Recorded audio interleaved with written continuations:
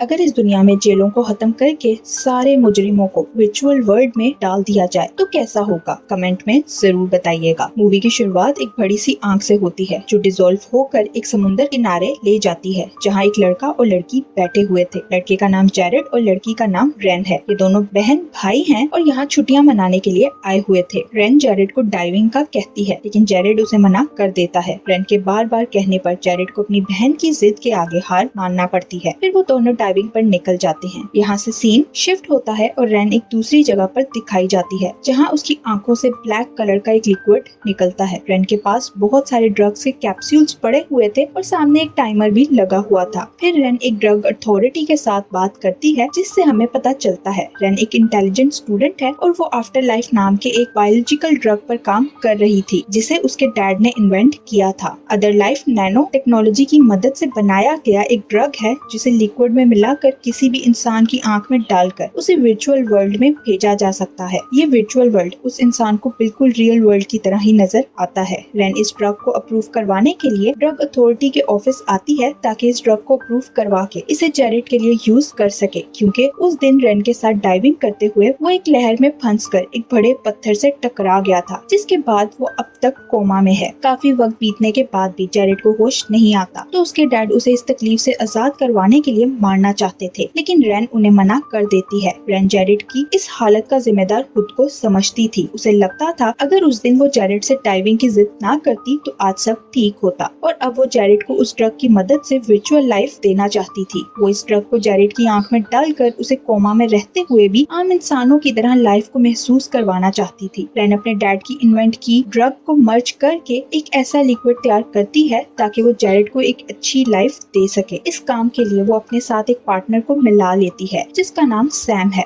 Rain और Sam दोनों मिलकर एक कंपनी बनाते हैं जिसके लिए वो कुछ इन्वेस्टर से फंड भी लेते हैं। ड्रग तैयार करने के बाद वो दोनों इस ड्रग को अप्रूव करवाने के लिए कोशिशों में लगे हुए थे, इसलिए रेन इस ड्रग को लीगल तरीके से खुद पर यूज करके दिखाती है। लेकिन फिर भी उन्हें ड्रग अथॉरिटी से इस ड्रग का अप्रूवल नहीं मिलता क्योंकि उन्हें लग रहा था इस ड्रग में अभी भी कुछ खामियां हैं, इसलिए अभी इसे किसी पर यूज नहीं किया जा सकता। अप्रूवल ना मिलने पर रेन उदास हो जाती है लेकिन उसने ठान लिया था कि वो किसी तरह जैरेड को वर्चुअल लाइफ देगी, इसलिए वो जैरेड को इस ड्रग के एक डोज देती है। जैरेड पर इस ड्रग का कोई असर नहीं होता जिस पर रेन परेशान हो जाती है। रेन उस ड्रग को एक दूसरे ड्रग में मिलाकर अपनी आंखों में डालकर एक्सपेरिमेंट करती है तो ड्रग को आंखों में डालते ही वो डिफरेंट वर्चुअल प्लेसेस पर चली जाती है। वो फील करती है वो यहाँ एक लूप टाइम में फंस गई है जहाँ से वो बाहर नहीं आ पा रही थी। रेन के शरीर में भी दर्द होने लगा था और उसे फील होता है वो जिस जगह है वहाँ सब खत्म होने लगा है। रेन का कोवर्कर उसे एक इमरजेंसी इंजेक्शन देकर रियल वर्ल्ड में वापस ले आता है। रियल वर्ल्ड में वापस आने के बाद रेन को समझ आ जाता है ये लूप टाइम ही वर्चुअल वर्ल्ड की खराबी है जो उन लोगों के लिए खतरा हो सकता है जो इस ड्रग को यूज करेंगे, इसलिए रेन चाहती थी वो इस लूप टाइम की खराबी को ठीक करे। रेन सैम से कहती है हमें इस ड्रग को लॉन्च करने और इसके अप्रूवल के लिए अभी कुछ समय इंतजार करना होगा क्योंकि वो नहीं चाहती थी जैसा एक्सपीरियंस इस ड्रग से उसने किया वैसा ही किसी और इंसान को भी करना पड़े। सैम कहता है हम इस ड्रग को लॉन्च करने के लिए और इंतजार नहीं कर सकते क्योंकि हमने इन्वेस्टर्स से वादा किया था। इन्वेस्टर्स ने हम पर विश्वास करके इस ड्रग पे पैसा लगाया है, इसलिए हमें उनका ट्रस्ट नहीं तोड़ना चाहिए। रेन कंपनी में जैरेड के लिए एक वर्चुअल वर्ल्ड बना रही थी और वो सैम को बिना बताए ही कंपनी का पैसा जैरेड की लाइफ बेहतर बनाने के लिए यूज कर रही थी। उसी लैब में एक लड़के डैनी को दिखाया जाता है जो यही काम करता है और रेन का बॉयफ्रेंड भी है। रेन अपने कामों में इतना मसरूफ होती थी कि डैनी को भी टाइम नहीं दे पाती थी, इसलिए उन दोनों में काफी फासले आने लगे थे। एक दिन लैब में काम करते हुए रेन ड्रग के लिए वर्चुअल लाइफ की खराबी को ढूंढ लेती है और चोरी चोरी उसे अपने हार्ड ड्राइव में ट्रांसफर करके उसे सेव कर लेती है। रेन एक बार फिर से उस ड्रग को जैरेड पर यूज करती है क्योंकि उसे विश्वास था उसने ड्रग की वर्चुअल लाइफ का ग्लिच दूर कर लिया है। उसे लग रहा था जैरेड पर अब इसका इस्तेमाल करना ठीक होगा, लेकिन रेन उस ड्रग को जब जैरेड की आंख में डालती है तो उसे जैरेड के शरीर में कोई बदलाव महसूस नहीं होता क्योंकि जैरेड को किसी तरह के वर्चुअल वर्ल्ड का एक्सपीरियंस नहीं मिल रहा था। रेन ये देखकर निराश हो जाती है कि उसका ड्रग उसके बेहोश पड़े भाई के किसी काम नहीं आ रहा। दूसरी तरफ सैम को रेन के बारे में पता चल गया था कि वो कंपनी का पैसा और टाइम जैरेड के लिए बर्बाद कर रही है। वो जान गया था रेन जैरेड के लिए वर्चुअल लाइफ बनाने के लिए किसी को बिना बताए कंपनी का बहुत सारा पैसा इस्तेमाल कर चुकी है। सैम रेन को इस सब पर बातें सुनाता है तो रेन गुस्से में वहाँ से उठकर डैनी के पास जाती है। रेन डैनी डैनी के साथ अच्छा टाइम स्पेंड करने के बाद उसे अपने आफ्टर लाइफ प्रोजेक्ट के बारे में बताती है कि वो इस प्रोजेक्ट पर काम करके लोगों को वर्चुअल वर्ल्ड का एक्सपीरियंस करवाना चाहती है। रेन उस ड्रग का एक कतरा डैनी की आंख में भी डालती है तो डैनी उस वर्चुअल वर्ल्ड में पहुंच जाता है जहां वो डिफरेंट मंजर देखकर बहुत इंजॉय करता है। कुछ देर बाद डैनी रियल वर्ल्ड में वापस आता है तो उसे फिर से वर्चुअल वर्ल्ड में जाने का मन करता है। डैनी देखता है रेन अपने मोबाइल में मसरूफ है, इसलिए वो उसे बताए बिना इस ड्रग का एक डोज अपनी आंख में डालता है, लेकिन इस बार उसकी हालत खराब होने लगती है और उसका शरीर कांपने लगता है। उसकी बिगड़ती हालत देखकर रेन बहुत ज्यादा डर जाती है। अगले सीन में रेन को ड्रग अथॉरिटी वालों के साथ दिखाया जाता है। वो लोग रेन को बताते हैं तुमने ड्रग अथॉरिटी के कुछ रूल्स को तोड़ा है, इसलिए तुम्हें 15 साल की सजा भी हो सकती है। वो रेन से कहते हैं तुमने इस ड्रग को बिना अप्रूवल एक इंसान पर यूज किया, इसलिए तुम्हें और तुम्हारी कंपनी को पेनल्टी भरना होगी। उधर सैम भी इस सब के बारे में जान गया था और वो नहीं चाहता था उसकी कंपनी डूब जाए। गवर्नमेंट के कुछ ऑफिसर सैम से कहते हैं हम चाहते हैं तुम हमारे लिए भी एक ऐसा ही वर्चुअल लाइफ तैयार करो जो हम अपने कैदियों पर इस्तेमाल करें। वो ऑफिसर्स चाहते थे अपने कैदियों को ये वर्चुअल लाइफ देकर उस खर्चे को कम किया जाए जो उन्हें कैदियों पर करना पड़ता था। ऑफिसर्स इसके बदले सैम और रेन की कंपनी को डूबने से बचाने का वादा करते हैं और कहते हैं हम इस ड्रग की टेस्टिंग और अप्रूवल के लिए भी तुम्हें टाइम दे सकते हैं। सैम को ये ऑफर पसंद आता है, इसलिए वो चाहता था रेन भी उसका साथ दे। वो रेन को इस ऑफर के बारे में बताकर उसे मनाने लगता है। गवर्नमेंट ऑफिसर्स इस ड्रग का इस्तेमाल रेन पर करके देखना चाहते थे कि क्या वाकई वर्चुअल लाइफ की मदद से कैदी वैसी सजा काट पाएंगे जैसे वो रियल लाइफ में काट रहे हैं।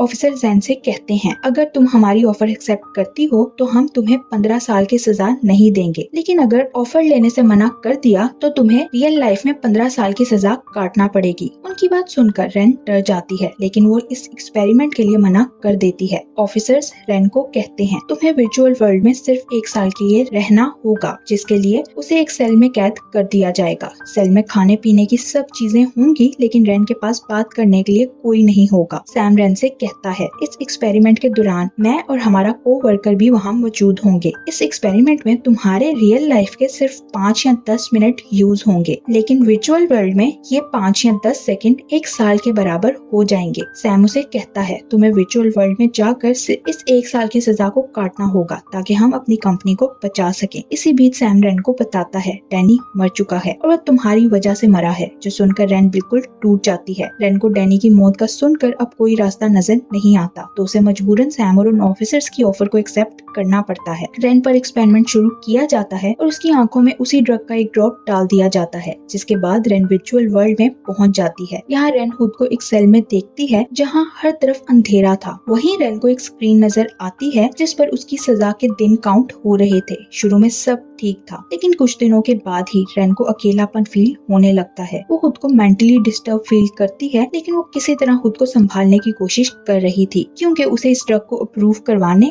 और अपनी कंपनी को बचाने के लिए ये सब करना ही था। रेन देखती है स्क्रीन पर 365 दिन लिखा आ रहा था, जिस पर रेन खुश हो जाती है क्योंकि उसका इस भयानक सेल से बाहर जाने का समय आ गया था। लेकिन रेन की खुशी ज्यादा देर की नहीं थी। रेन को स्क्रीन पर फिर से एक लिखा नजर आता है, जिसका मतलब था उसकी सजा अभी खत्म नहीं हुई। असल में रेन उसी लूप टाइम की खराबी में फंस चुकी थी जिसे वो समझ रही थी कि उसने ठीक कर लिया है, लेकिन वो ठीक नहीं हुआ था। रेन चिल्लाने लगती है क्योंकि वो अब इस सेल में नहीं रहना चाहती थी, इसलिए वो स्क्रीन डिस्प्ले के पर्दे को फाड़कर बाहर निकलती है तो उसे पता चलता है वो किसी वर्चुअल वर्ल्ड में नहीं थी, बल्कि सैम ने उसे रियल वर्ल्ड में कैद कर रखा था। रेन सारी बात समझ जाती है कि सैम ने उसके साथ धोखा किया, क्योंकि वो रेन की कंपनी और ड्रग को उससे छीनना चाहता था और अकेला ही उस कंपनी का मालिक बनना चाहता था। रेन यहाँ से भागने के लिए एक कार चोरी करती है और वहाँ से भागकर पुलिस स्टेशन जाती है, जहाँ वो पुलिस को सैम के बारे में सब कुछ बता देती है। पुलिस वाले उसे कहते हैं हमारे पास रेन के बारे में मिसिंग कंप्लेंट है। वो रेन को बताते हैं हमने सुना था तुम पेरिस में हॉलीडे पर गई और वहाँ से गायब हो गई। रेन ऑफिसर्स को लेकर उस जगह जाती है जहाँ सैम ने उसे सेल में कैद किया था। वहाँ उन्हें ऐसा कोई सबूत नहीं मिलता कि रेन को वहाँ कैद करके रखा गया था। ये सब देखकर रेन शॉक्ड हो जाती है, उसे समझ नहीं आता, तो वो अपनी और सैम की कंपनी की एक कोवर्कर के पास जाती है और उससे सबके बारे में पूछती है। तो वो रन को बताती है डैनी अभी भी जिंदा है। डैनी के जिंदा होने के बारे में सुनकर रन तुरंत डैनी के पास जाती है और उसे देखकर बहुत खुश होती है। वो समझ जाती है सैम ने कंपनी हथियाने के लिए उसके साथ साजिश की है और उससे सब झूठ कहा था। डैनी रन को बताता है सैम ने तुम्हारे उस ड्रग को लॉन्च करके उससे बहुत ज्यादा पैसा कमाया और उसने ड्रग का क्रेडिट भी खुद ले लिया। सैम ने प्रोजेक्ट के लिए किसी के सामने रन का नाम तक नहीं लिया था। ये सब सुनकर रन को याद आता है उसने इस प्रोजेक्ट का सारा डाटा अपनी हार्ड ड्राइव में सेव कर लिया था। रन को विश्वास था उसकी वो हार्ड ड्राइव अभी भी कंपनी में उसके ऑफिस में मौजूद होगी, इसलिए वो डैनी के साथ कंपनी जाती है। वहाँ वो सबकी नजरों से छुपकर अपने ऑफिस पहुँचती है और उस हार्ड ड्राइव को ढूंढने लगती है। तभी वहाँ उसका एक कोवर्कर आ जाता है जो सैम के लिए काम करता था। वो रन को ये सब करने से रोकने की कोशिश करता है, लेकिन डैनी उसे पकड़ लेता है। जैसे ही रन को हार्ड ड्राइव मिलती है वो दोनों वहाँ से भाग जाते हैं। रन उस हार्ड ड्राइव का डाटा इकट्ठा करके उसमें कुछ करेक्शंस करती है और एक बार फिर से उस ड्रग को जेरेड पर इस्तेमाल करती है, जिस कारण जेरेड की हालत खराब होने लगती है। तभी रन को अपने आसपास बहुत सारी आवाजें सुनाई देती हैं, जैसे कोई उसे बुला रहा हो। इस आवाज से रन की आंख खुल जाती है और वो वही थी जहाँ उन ऑफिसर्स ने उसे एक्सपेरिमेंट करने के लिए बिठाया था। उसके पास सैम आता है, जिसे देखकर रन उस पर हमला कर देती है क्योंकि उसे विश्वास था सैम अभी भी उसे धोखा दे रहा है। लेकिन ऐसा नहीं था। रन ने जो कुछ देखा था वो सब वर्चुअल लाइफ में हुआ था और रियल लाइफ में ऐसा कुछ नहीं था। यहाँ रन को पता चलता है डैनी उस एक्सपेरिमेंट में वाकई मर गया था और रन ने वर्चुअल लाइफ में सेल में रहते हुए जो टॉर्चर फील किया था वो उसी लाइफ का हिस्सा था। ये सब जानने के बाद रन समझ जाती है ये ड्रग अभी इस्तेमाल करने के काबिल नहीं है, क्योंकि इसमें अभी भी बहुत सारी कमियां हैं, इसलिए उसे अभी किसी पर इस्तेमाल नहीं किया जा सकता। रन ने डिसाइड कर लिया था जब तक वो ड्रग की खामियां खत्म नहीं कर लेती तब तक वो ड्रग को अपने पास ही रखेगी, इसलिए वो सैम की कंपनी छोड़कर चली जाती है और ये बात सैम को अच्छी नहीं लगती। अगले दिन सैम रन को कॉल करके बताता है वर्चुअल लाइफ की जिन खराबियों के कारण तुम लूप में फंस गई थी मैंने उसका हल ढूंढ लिया है। वो रन को अपने ऑफिस बुलाता है और उस खराबियों के बारे में बताता है। सैम एक बार फिर से रन को मनाने की कोशिश करता है कि उसे एक बार फिर से उस वर्चुअल लाइफ में जाकर खराबियों को चेक करना चाहिए कि क्या वो ठीक हुआ या अभी भी वही है। रन नहीं चाहती थी कि उसने जो टॉर्चर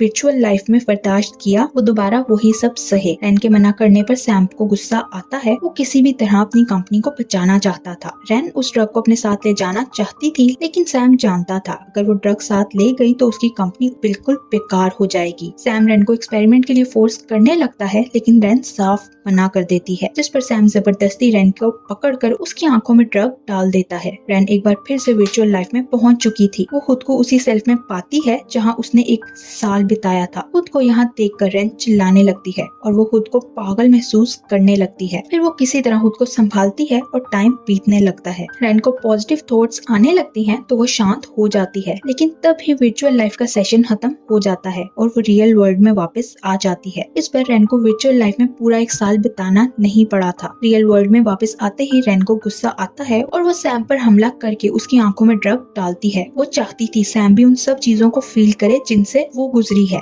इस तरह वो सैम का बिजनेस माइंड भी चेंज करना चाहती थी ताकि वो जल्द से जल्द अपनी ड्रग को लॉन्च कर सके। सैम भी रन की तरह उस सेल में पहुंच जाता है जहाँ आकर उसे कुछ समझ नहीं आता। वो खुद को संभालता है और गिन गिन के दिन पूरे करने लगता है, लेकिन जैसे ही 365 दिन पूरे होते हैं तो स्क्रीन डिस्प्ले पर उसे फिर से पहला दिन लिखा नजर आता है, जिसका मतलब था वो भी रन की तरह लूप में फंस गया है। ये देखकर सैम चिल्लाने लगता है। इधर रियल लाइफ में भी सैम के वर्चुअल लाइफ वाले एक्सप्रेशन उसके फेस पर नजर आ रहे थे, जो देखकर रन समझ जाती है सैम वहाँ बहुत तकलीफ में है, इसलिए उसे सैम पर तरस आ जाता है और वो सैम को इंजेक्शन लगाकर इस तकलीफ से बाहर निकाल लेती है। रियल लाइफ में वापस आते ही सैम रन से बहुत ज्यादा शर्मिंदा होता है क्योंकि रन ने उससे ज्यादा तकलीफ बर्दाश्त की थी। वो रन से आंखें नहीं मिला पा रहा था। अब सैम ने ड्रग के बारे में सोचना भी छोड़ दिया था। वहाँ रन जेरेड के पास हॉस्पिटल जाती है। वो चाहती थी जेरेड को कोमा की इस तकलीफ वाली लाइफ से आजादी दे दे, इसलिए वो अपने ही हाथों से अपने भाई की जान लेकर उसे इस तकलीफ से आजाद कर देती है और यही इस मूवी का एंड